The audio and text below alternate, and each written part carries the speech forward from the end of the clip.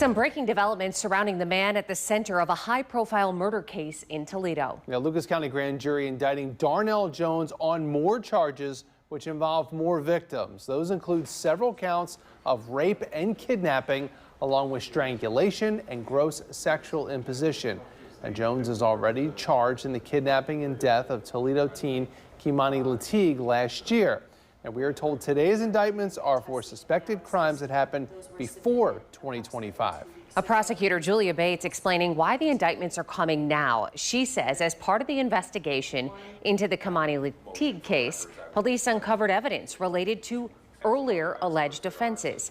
In her statement, she also mentions additional victims. Now, of course, there are still a lot of questions surrounding